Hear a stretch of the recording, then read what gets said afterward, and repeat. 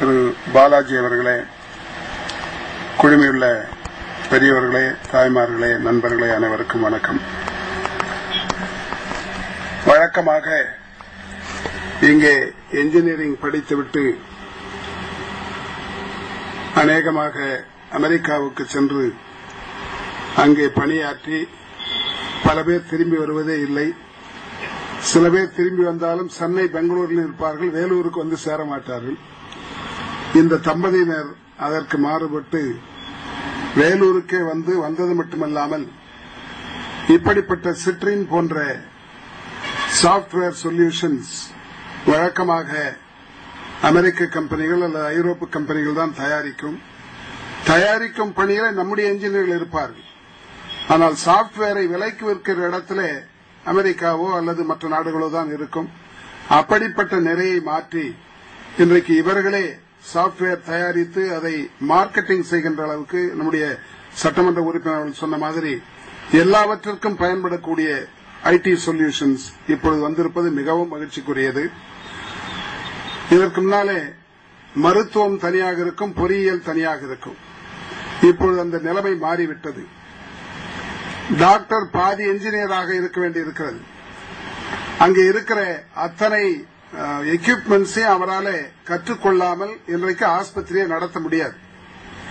அப்படிப்பட்ட சூழ்நிலையில் இவர்கள் இருவருக்கும் பொருந்தக்கூடிய பொறியியல் துறை, மருத்துவத்துறை இரண்டிற்குமே ஐடி சொல்யூஷன்ஸ் கண்டுபிடிக்கிற அளவுக்கு புதிய சாப்ட்வேரை கொண்டு வந்திருக்கிறார்கள். இது மிகப்பெரிய வெற்றியை பெற வேண்டும் என்று என்னுடைய வாழ்த்துக்களை தெரிவித்துக் கொள்கின்றேன். இவர்களை பார்த்து மற்றும் பல கம்பெனிகளை வேலூரிலே துவக்குகின்ற அளவுக்கு இந்த மேக்ஸி டெக்னாலஜி வெற்றி பெற வேண்டும் என்று என்னுடைய வாழ்த்துக்களை தெரிவித்துக் கொள்கின்றேன். இந்த சாப்ட்வேர் அதிகமாக ஆஸ்பத்திரிகளுக்கு, மருத்துவத்துறைக்கு பயன்படும் என்றும் அது எவ்வாறு இப்பொழுது பயன்பட ஆரம்பித்திருக்கிறது என்பதையும் திரு பாலாஜி அவர்கள் குறிப்பிட்டார்.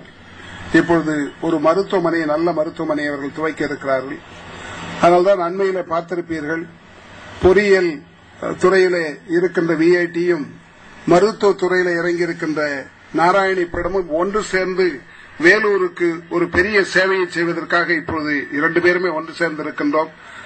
நம்முடைய ஞானசேகரன் அவர்கள் மனது வைத்தால் இவை எல்லாவற்றையும் ஒன்று சேர்த்து வேலூரை பெரிய நகரமாக, அன்றைக்கு விஐடிக்கு வந்த ஹிந்து ராம் அவர்கள் குறிப்பிட்டார்கள், டெல்லியிலேதான் புகழ்பெற்ற ரேங்கிங் மருத்துவமனையும் அல்லது மருத்துவ பல்கலைக்கழகமும் பொறியியல் பல்கலைக்கழகம் IIT Delhi, all India institute of medical sciences இருக்கிறது. அதற்கு அடுத்தாற் போல அடுத்த நகரம் இந்தியாவிலேயே வேலூர் தான், சிஎம்சியும் விஐடியும் இருக்கிறது என்று குறிப்பிட்டார்கள்.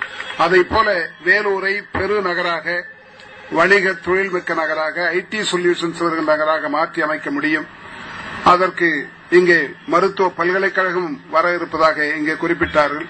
நான் அதை இப்பொழுது சொல்ல விரும்புவது, பொறியியல் துறையிலே மிகப்பெரிய வெற்றியை நாம் பெற்றிருக்கின்றோம். எல்லா கல்லூரிகளையுமே அந்த அளவுக்கு குவாலிட்டி வரவில்லை, தரம் வரவில்லை என்று சொன்னாலும் இடத்தை கொண்டு வந்து விட்டோம். 6 லட்சம் பேர் பொறியியல் கல்லூரியிலே இந்த நாட்டிலே இப்பொழுது படிக்க முடியும். கிட்டத்தட்ட 2000 பொறியியல் கல்லூரிகள் இந்தியாவில் வந்துவிட்டன. இந்த ஆண்டு மட்டுமே நம்முடைய மாநிலத்தில் 75 பொறியியல் கல்லூரிகளும், ஆந்திராவில் கிட்டத்தட்ட 100 பொறியியல் கல்லூரிகளும், மற்ற மாநிலங்களும் சேர்த்து ஒரு 300 பொறியியல் கல்லூரிகளை இந்த ஆண்டே துவக்கி இருக்கிறார். மொத்தம் 6 லட்சம். அநேகமாக சைனாவுக்கு சமமாக நாம் வந்துவிட்டோம்.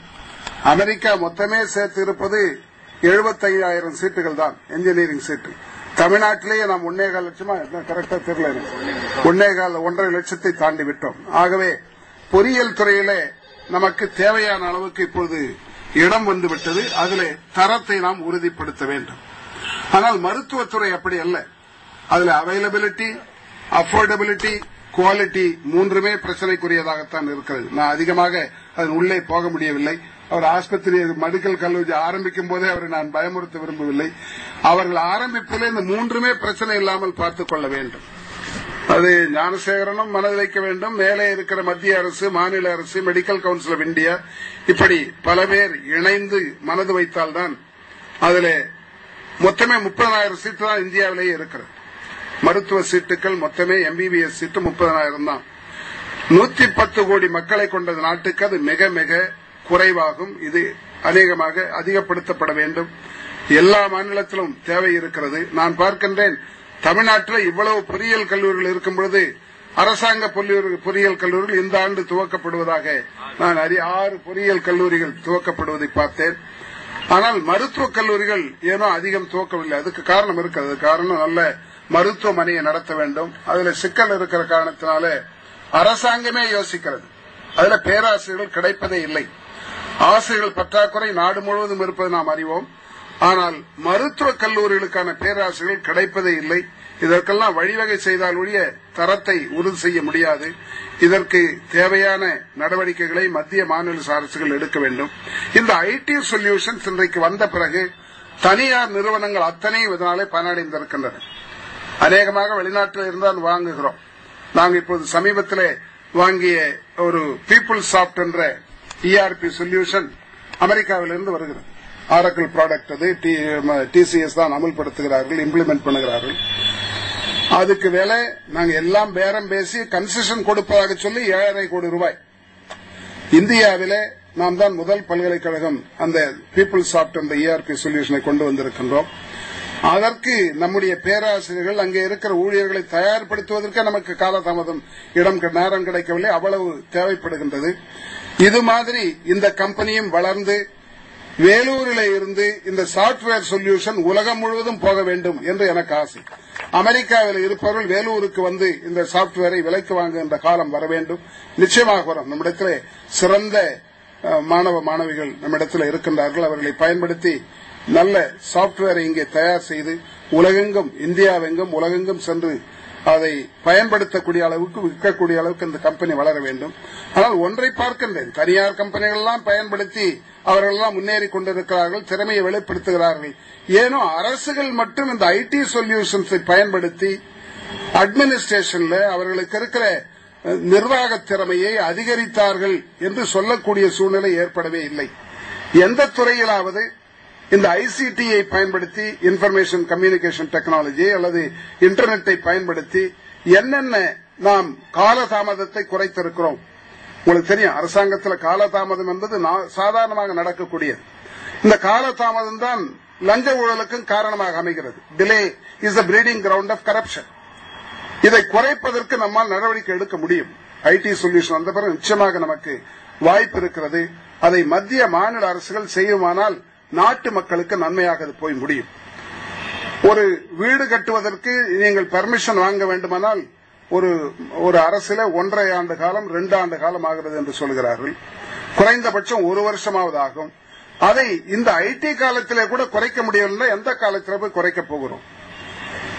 நான் அண்மையில போன போது அங்கே சொன்னார்கள், காலையில போய் 10 மணிக்கு அப்ளிகேஷன் கொடுத்தால் மாலை 5 மணிக்கு கூப்பிட்டு டிரைவிங் லைசன்ஸை கையில கொடுத்து விடுகிறார்கள் என்று என்னுடைய மாணவர்கள் அமெரிக்காவில் சொல்கிறார்கள். என்றைக்காவது இது மாதிரி வருமா என்று கேட்டார்கள். வரும், ஒரு காலத்தில் வரும். ஆனால் எந்த காலம் என்று நம்மாலே சொல்ல முடியவில்லை.